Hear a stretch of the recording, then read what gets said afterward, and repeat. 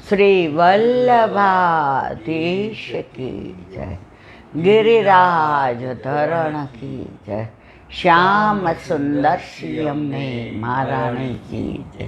श्री गुसाई जी परम दयाल की जय। श्री गोकुल नाथ की जय। दाव दयाल की जय। श्री नवनीत प्रिया लाल की जय। अपने माथे विराजता सेव्य स्वरूप की जय। बधाई वैष्णवने खूब खूब बधाई, खूब खूब बधाई। वल्लभना प्रागट्यने खूब खूब बधाई। जाजा करीन जय श्री कृष्ण। वल्लभने बधायो, वल्लभना गुणानुवाद, वल्लभना कीर्तन। વલ્લભ વલ્લભ ને વલ્લભ. આપણને શ્રીજી બાવા બતાવવાવાળા વલ્લભ, આપણને વ્રજ લીલાના દર્શન કરાવવાળા વલ્લભ, આપણને વ્રજને ઉજાગર કરીને દરેક કુંજ નિકુંજ વન ઉપવન સરોવર આ બધાનું મહાત્મ્ય સમજાવીને પ્રગટ કરનારા વલ્લભ. એનાથી આગળ આજે ષોડશ ગ્રંથ એ વલ્લભ ગીતા છે. તો ષોડશ ગ્રંથ વલ્લભની ગીતા ન પ્રગટ થઈ હોત તો જેમ કૃષ્ણએ ગીતાનું પ્રાગટ્ય કુરુક્ષેત્રમાં કર્યું, આજે હજારો વર્ષ પછી પણ એનું મહાત્મ્ય આપણે જાણીએ છીએ. એવી જ રીતે વલ્લભે 550 વર્ષ પહેલાં ષોડશ ગ્રંથનું પ્રાગટ્ય કર્યું અને અંદર બધું સત્વ તત્વ બધું ભરી દીધું. મેં એક વચનામૃતમાં સાંભળ્યું હતું, એ જૈન સાધુનું નામ હું ભૂલી ગઈ. ઘણા વર્ષો પહેલાં એ બહાર પ્રવચન કરતા હતા, તો એમાં એમને વલ્લભના આ ષોડશ ગ્રંથનું અનુસંધાન આપ્યું. ને પછી તો એમણે ષોડશ ગ્રંથ આખું એટલું બધું સરસ વિવરણ કર્યું કે ષોડશ ગ્રંથ બધા માટે છે. જીવન જીવવું કેમ, જીવનમાં રહેવું કેમ, ભક્તિ વિનાનું જીવન એટલે રસોઈ વિનાની, મીઠાઈ વિનાની રસોઈ. આજે તમે ગમે એટલા સરસ બટાકાવડા બનાવ્યા હોય ઠાકોરજી માટે, અંદર બધું મીઠું ને લીલું મરચું ને આદુ ને કોથમીર ને જીરું ને તલ ને ખાંડ ને લીંબુ બધું નાખ્યું હોય, પણ મીઠું નાખતા ભૂલી જાઓ. જેવું એક બટકું મોઢામાં મૂકીએ એટલે બધા એમ કે અરે અરે ઊભા રહેજો, મીઠું નાખવું પડશે. એ જ વસ્તુ મરચું ના હોય ચાલી જાય, એ જ વસ્તુ કોથમીર ના હોય તો ચાલી જાય, એ જ વસ્તુ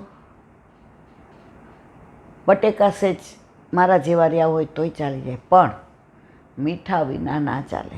એમ ઠાકોરજીએ આપણને બનાવ્યા.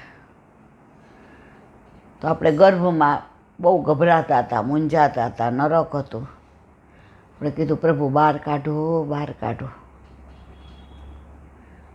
ઠાકોરજીને આપણા ઉપર કેટલો વિશ્વાસ.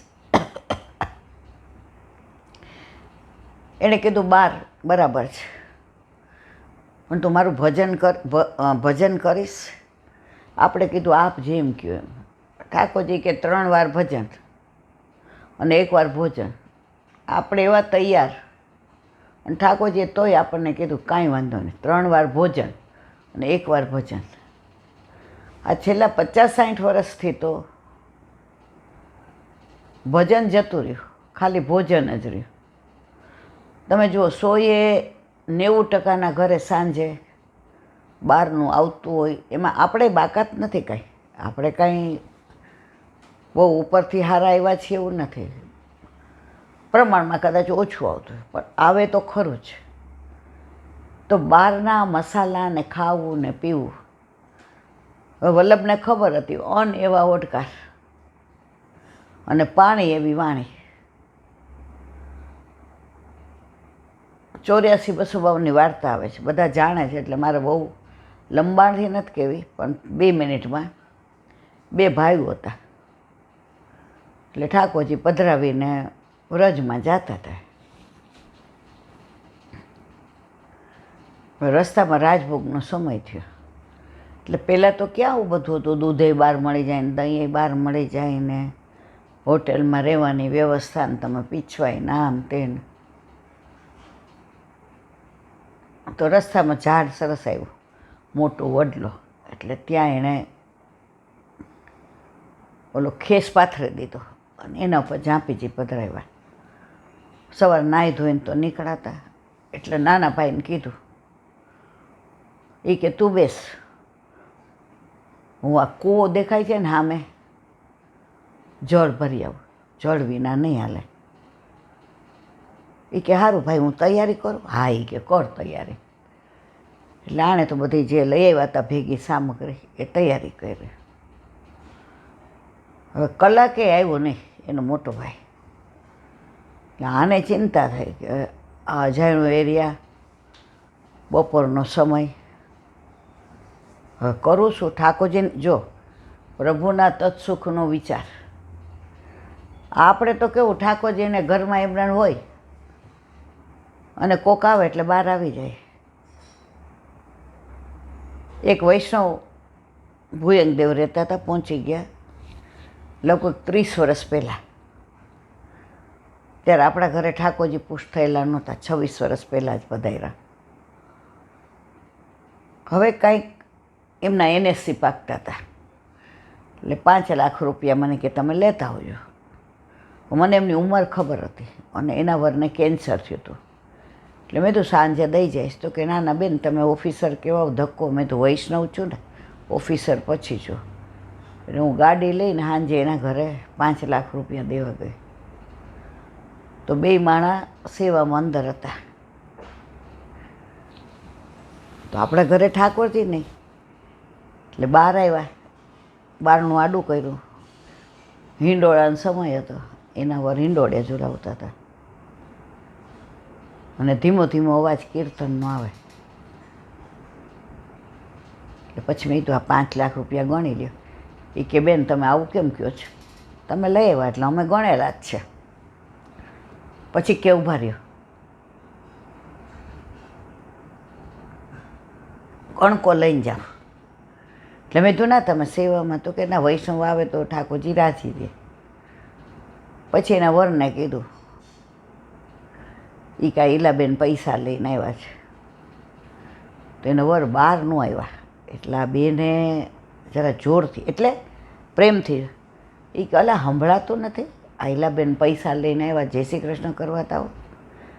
એ ભાઈ અંદરથી જવાબ આપ્યો ને, કેવો પ્યોર પુષ્ટિ માર્ગીય. એ કે બેનને કે મારા ઝાઝા કરીને જય શ્રી કૃષ્ણ, મને કાલની ખબર નથી, પણ એમને થેન્ક યુ એટલે કેવું છે. હું ઓફિસર હતો કે 5 લાખ જેવી મતબર રકમ લઈ 30 વર્ષ પહેલાં તમે આવ્યા, અમારે લાઈનમાં ન ઊભું રહેવું પડ્યું, તમે 2 આંખની શરમ ભરી. એટલે કે બહાર આવો ને.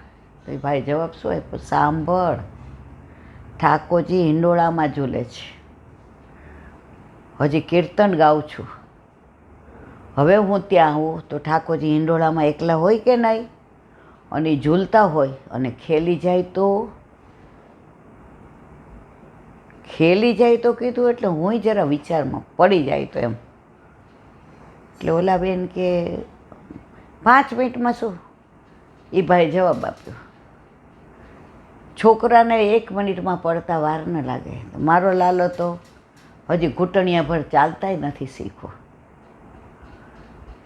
પછી 10 મિનિટ પછી એનું કીર્તન પૂરું થયું અને એણે મને મળવું હતું, કારણ કે મને ખબર હતી એને કેન્સર લગભગ છેલ્લા તબક્કામાં છે. એટલે પછી એણે ઠાકોરજીને સિંહાસન પર પધરાવ્યા અને શ્રમભોગ થયો, અદકીમાં નહીં. મને લાગે બટાકાવડા જ હતા. હા, બટાકાવડા કે કાંઈક હતું, ધર્યું. અને પછી સરાવી અને બહાર લઈને આવ્યા બટાકાવડા ને ચટણી ને ગળી ચટણી ને. પછી આવીને કે બેન હું તો હવે આજે છું ને કાલે. મેં તો ભાઈ એવું ન બોલાય, આજે હાજા હારાય અમે આજે છીએ ને કાલે ન હોઈએ. આજે આ 5 દિવસથી તબિયત નહીં સારી, આજે ઠાકોરજી થોડી કૃપા કરે. હવે જો કસોટી કેવી થાય, આજ તેવડ નહોતી, હવે તૃપ્તિ ટાઈમમાં થઈ. ઊભું થવું પડ્યું, થાય કે ન થાય. તમે હારવાર કેટલું આમ બધું આમ દેરાણા જેઠાણાની જેમ કરાવ્યું, પણ એ ભાઈએ પ્રસાદ દીધો અને મોહનથાળ. મેં તો ભાઈ ગળું બહારથી બહુ નહીં ખવાય. એ કે બેન આજ લઈ લ્યો ને કણકો. પછી લીધું. એટલા સુંદર બટાકા વડા અને ઢાળો. ઓલા બેને શું કીધું ખબર છે, ઈલાબેન રોજ સાંજે સેનભોગની સામગ્રી તમારા ભાઈ બનાવે છે. એ કે પહેલાં એમને ચા બનાવતા નહોતી આવડતી. એ એટલા મોટા ઓફિસર, એને કે ગુજરાત સરકારમાં નહીં, કેન્દ્ર સેન્ટ્રલમાં, અને એમનું માન એટલું. જ્યારથી ને એમને આ ડિટેક્ટ થયું છે કેન્સર, બધું શીખી ગયા. સાંજે મારા વાલાને ભાવે હું બનાવીશ. તો એ ભાઈ બોલ્યા બેન બટાકાવાળા આરોગ્ય ઠાકોરજી હું પહેલી વાર મેં ધરાવ્યા. મેં તો બહુ સરસ આરોગ્ય છે. એમનો ઉત્તમ ભાવ કહું. પછી 2 મેં ખાધા. એટલે મેં તો હવે મારથી તો નહીં ખવાય, કારણ કે ઓફિસથી સીધી આવી છું અને ઘરે મારે હજી બધું. મને કે હાલો આપણે બધા એક એક ખાઈએ. એટલે 2 મેં ખાધા, એક એ ભાઈએ ખાધું મારામાંથી અને એક એ બેને ખાધું. પછી ભાઈ શું બોલ્યા, એ કે મને મહાપ્રસાદ મળ્યો બેન. હવે જો 30-35 વર્ષ પહેલાં મારામાં હજી સમજણ ઓછી હતી, અત્યારે ઓછી જ છે. મેં તો મને સમજાણું નહીં કે ઠાકોરજીને ધરાવેલો પ્રસાદ મારા વૈષ્ણવની થાળીમાંથી મેં લીધો ને મહાપ્રસાદ. પછી એ બેને કીધું, એ કે આટલી નાની ઉંમરમાં કેન્સર ડિટેક્ટ થાય તો ગમે એવો માણસ ગભરાઈ જાય. આજે આટલી ઉંમરે મને આ બધું થયું છે, 1 યા 10 રોગ થયા, બરાબર, ઓચિંતાનું. તો એમ થાય હવે ક્યારે મટશે, મટશે કે નહીં મટે. તો કે એમણે એક જ વાક્ય કીધું, હવે હું વોલેન્ટરી લઈ લઉં છું. ઠાકોરજીને મારા હાથની જ્યાં સુધી સેવા લેવી હશે ત્યાં સુધી રાખશે. હવે ડૉક્ટરે તો ઈલાબેન 3-4 મહિના કીધા હતા છેલ્લા સ્ટેજમાં, પણ આજે 2.5 વર્ષથી દવાનો ફેર પડ્યો છે, પણ હમણાં 2-3 દિવસથી ઢીલા છે.